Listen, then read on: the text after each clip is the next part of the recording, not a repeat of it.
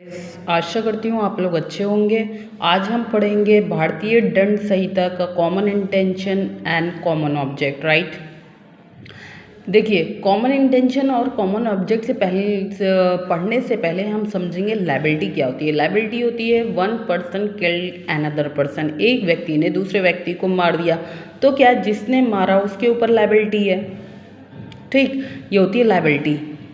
Joint liability क्या होती है, दो पर्सन ने मिलके एक व्यक्ति को मार दिया तो ज्वाइंट लायबिलिटी हो गई। अब क्या है, कंस्ट्रक्टिव लायबिलिटी क्या होती है, दो व्यक्ति थे, ठीक, वो किसी के घर में घुसे, एक को कहा तुम बाहर पहरेदारी देना और दूसरा वाला क्या जाता है अंदर जाता है उसको मार देता है। तो वो दोनों जो थे, प्लान था, मारा एक ने लेकिन प्लान दोनों का क्या था, मारने का उसको, थर्ड वन को। तो क्या हो गया, वो उसके साथ कंस्ट्रक्टिव लायबिल होगा। ओके, क्योंकि दोनों का प्लान मारने का था। फिर उसके वैक्यूरियस लायबिलिटी क्या होती है। वैक्यूरियस लायबिलिटी आईपीओ मतलब क्रिमिनल लॉ में है नहीं कि सर्वेंट डन एनी एक्ट, कोई if a servant done any act on his part, कोई भी सर्वेंट कहते हैं कोई एक्ट करता है अपने पार्ट पे तो उसके लायबिल, उसके लिए कौन लायबिल होगा, मास्टर लायबिल होगा। ये आपने टॉर्ट में पढ़ा होगा। अब आइए हम समझते हैं common intention and common object क्या है। देखिए कॉमन इंटेंशन कॉमन ऑब्जेक्ट क्या है, सेक्शन 34। ठीक, when a number of person engage in a criminal act with a common intention, each person is made liable as if he alone did the act। मतलब क्या है कि जो कहते हैं कॉमन इंटेंशन में कितने होते हैं, दो से ज़्यादा, ठीक ना, कार्य करते हैं और कहते हैं मान लीजिए दो पर्सन थे, एक तीसरे को मारने के लिए उन्हें षड्यंत्र रचा, तो एक ने मारा दूसरे ने नहीं मारा, वो इन्वॉल्व था तो वो भी सेम, जिसने मारा है जितनी पनिशमेंट उसको मिली है उतनी ही पनिशमेंट जिसने नहीं मारा है लेकिन वो उसमें इन्वॉल्व था तो वो भी उतनी ही पनिशमेंट के लिए लायबिल होगा। ठीक, कॉमन ऑब्जेक्ट 149 में दिया हुआ है। ठीक, कॉमन ऑब्जेक्ट क्या होता है, एवरी मेंबर, हर एक व्यक्ति, क्या है, एवरी मेंबर, जो भी unlawful assembly is held liable for any criminal act, कोई भी किया हो criminal act furtherance of common object, क्या है, फॉर कॉमन ऑब्जेक्ट के तहत कोई भी का ऑफेंस किया हो तो वो लायबल होगा। 149। ठीक, कॉमन इंटेंशन आईपीसी में कहीं डिफाइन नहीं है कि कॉमन इंटेंशन क्या है, लेकिन अगर आप कॉमन ऑब्जेक्ट पढ़ना चाहते हैं तो आप गो थ्रू करिए 141, उसमें जितने भी पाँच हैं, कहते हैं पाँच दिए हुए हैं, पाँच, 1 2 3 first second third fourth fifth, उसमें से कोई भी एक्ट किया होगा तो वो कॉमन ऑब्जेक्ट हो जाएगा आपका और आप लायबिल हो जाओगे। कॉमन इंटेंशन का कहीं भी डिफाइन नहीं है। ठीक, तो ये वाइडर है, कॉमन इंटेंशन बहुत वाइडर है। कॉमन इंटेंशन समझते हैं, Barendra Kumar Ghosh versus King Emperor, जो पोस्ट मास्टर का केस था, बहुत ही इंपॉर्टेंट केस है। कॉमन इंटेंशन क्या है, इसमें कहते हैं जो कॉमन ये था बृंदर कुमार घोष में क्या हुआ था, जो बृंदर कुमार थे और उनके साथ 3 लोग थे, वो क्या जाते हैं बैंक में जाते हैं, वहाँ पे एक पोस्ट मास्टर था, वो क्या कहते हैं पैसे गिन रहा था और जो बृंदर कुमार घोष थे वो बाहर खड़े हुए थे, पहरेदारी दे रहे थे, उनके साथ जो 3 थे वो अंदर गए और पोस्ट मास्टर से पैसे मांगे, तो उन्होंने देने से मना, पोस्ट मास्टर ने देने से मना कर दिया, तो उस तीनों ने क्या किया, उसको मार दिया और वो तीनों मार के भागने लगे और जो बृंदर कुमार घोष थे वो भी उनके साथ भागने लगे।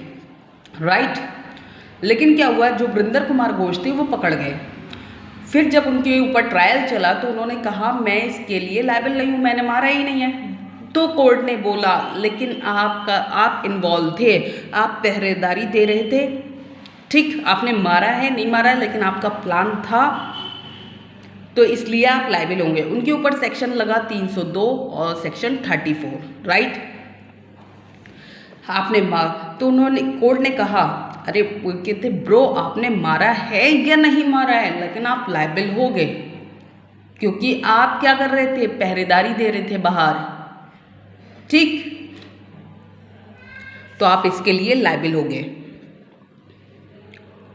देखिए सेक्शन 34 क्या कहता है, act done by person in furtherance of common intention when a criminal act is done by, जब क्रिमिनल एक्ट क्या है, done by several person, furtherance क्या है, कॉमन इंटेंशन का, हर एक व्यक्ति लायबिल होगा। अगर मान लीजिए एक ने मारा है और बकिया जो थे वो कोई पहरेदारी दे रहा था, कोई वेपन्स ला के दे रहा था, कोई क्या कर रहा था, वेपन्स कोई उनके साथ कहते साथ में साझे में कार्य कर रहा था, लेकिन वो क्या है कुछ कर नहीं रहा था, खड़े होके खाली देख रहा था, तो देन वो भी जिसने मारा है वो जो धारा के लिए लायबिल होगा, वो भी व्यक्ति जो वहाँ पे इन्वॉल्व थे, उन्होंने कुछ नहीं किया, मारा नहीं, लेकिन देख रहे थे खड़े होके, वेपन्स ला के दे रहे थे, पहरेदारी कर रहे थे, तो लायबिल हो जाएंगे उसके लिए, राइट। देखिए if work done by him alone, चाहे उसने अकेले किया हो तो लायबिल होगा, और सारे के सारे लायबिल होंगे।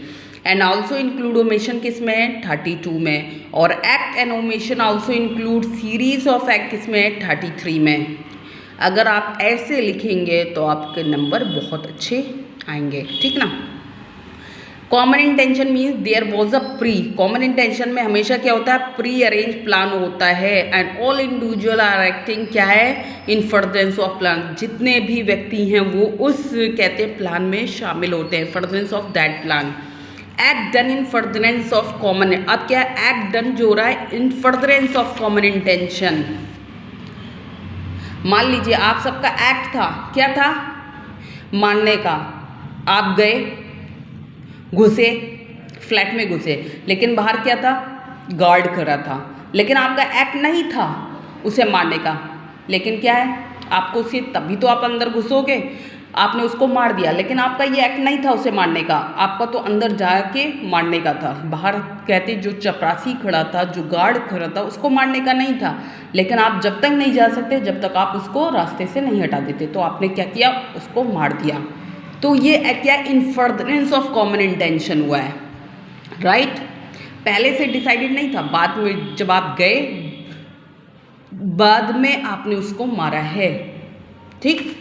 तो ये है liability could be there also for the act done in furtherance of common intention, किसमें था, Shankar Lal versus state of Gujarat 1965, ठीक। On spot meeting of mind, ठीक, on the spot meeting of mind जो है, मान लीजिए एक भीड़ थी, आपने कहा मारो मारो, क्या है एविडेंस हुआ ना, आप चिल्लाए किसको मारो मारो, तो वो दैट एविडेंस शो कर रहा है, तो ऑन द स्पॉट जो है वो भी क्या होगा, आपका प्री अरेंज प्लान होगा, कॉमन इंटेंशन होगा, अगर वहाँ एविडेंस शो हो जाता है। Krishna Govind versus state of Maharashtra 1963, कह रहा है similar intention is not a common intention, similar intention जो होती है वो कॉमन इंटेंशन नहीं होती है। Under section 34 if pre meeting of mind can not be prove, अगर pre meeting of mind prove नहीं हुआ तो सिमिलर इंटेंशन कहते कॉमन इंटेंशन नहीं होगी। पंडुरागन वर्सेस स्टेट ऑफ हैदराबाद 1955, बहुत इंपॉर्टेंट केस है, पढ़िएगा इसे। अब आइए कॉमन ऑब्जेक्ट क्या होता है। कॉमन ऑब्जेक्ट आपका 141 सेक्शन 141 में डिफाइन है, जिसमें 5 और 5 से अधिक कहते लोग जो होंगे वो कॉमन ऑब्जेक्ट होता है, तो कॉमन ऑब्जेक्ट होगा। अगर उसके जो आप 141 का 5 जो कहते हैं एसेंशियल्स हैं, आप उसे पढ़िएगा, उसमें से अगर आपने कोई भी एक कार्य किया है तो आप कॉमन ऑब्जेक्ट के लिए लायबिल हो जाएंगे, ठीक। Assembly of 5 or more person, common object for them, ठीक।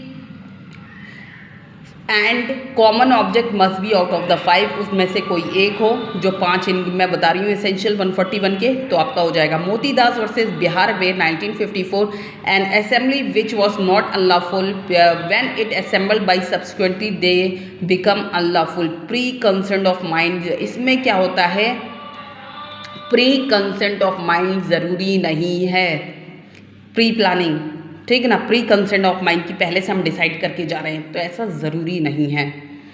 इफ़ नंबर ऑफ पर्सन अगर 5 से कम हो जाते हैं तो कॉमन असेंबली नहीं होगा, कॉमन ऑब्जेक्ट होगा नहीं। But if there is a indication that some indefinite person were involve, मान लीजिए कि आपने जहाँ गए मारने वहाँ पे 5 से 7 लोग थे, लेकिन उसमें से 3 पकड़े गए, बकिया नहीं पकड़े गए, तो वहाँ पे ये एविडेंस शो करना पड़ेगा कि इसमें जो था 5 लोग 8 से 7 लोग इन्वॉल्व थे, तो मान लिया जाएगा अनलॉफुल असेंबली या कॉमन ऑब्जेक्ट गठित हुआ है। तो ये चीज़ अप्लाई हो जाएगी, लेकिन ये चीज़ एविडेंस होनी चाहिए कि मारने वाले 5 से अधिक थे लेकिन 3 ही पकड़े गए। ठीक, तो Ram Bilas Singh versus state of Bihar में ये कहा गया था, 1964 का केस है। ठीक, अब आइए डिफरेंस देखते हैं। Difference between common intention and common object. Common कहते हैं इंटेंशन क्या है, section 34 create offence itself only lays down principle of joint liability. खाली 34 के बेस पे सज़ा नहीं हो सकती, उससे सेपरेट एक्ट होना चाहिए। ठीक, 34 को कहते हैं एन एक्ट, एक उस एक्ट के तहत 34 ऐड होगा, प्लस होगा। ठीक, 149 जो है क्रिएट ऑफेंस इटसेल्फ, वो अकेला ही ऑफेंस है। Being a member of unlawful assembly is punishable, अगर आप मेंबर हैं अनलॉफुल असेंबली के 143 में पनिश हो जाएंगे। कॉमन इंटेंशन डिफाइन नहीं है कहीं भी। कॉमन ऑब्जेक्ट को मैंने बताया 141 के जो 5 इंग्रेडिएंट्स हैं, 5 एसेंशियल है, उसमें से कोई भी आप एक फुलफिल कर देते हो तो कॉमन ऑब्जेक्ट क्रिएट कर सकते हो। इसमें क्या है, प्री मीटिंग ऑफ माइंड ज़रूरी है। कॉमन ऑब्जेक्ट में बी फ्रॉम विदाउट क्या, और इसमें common object without pre meeting of mind होना चाहिए।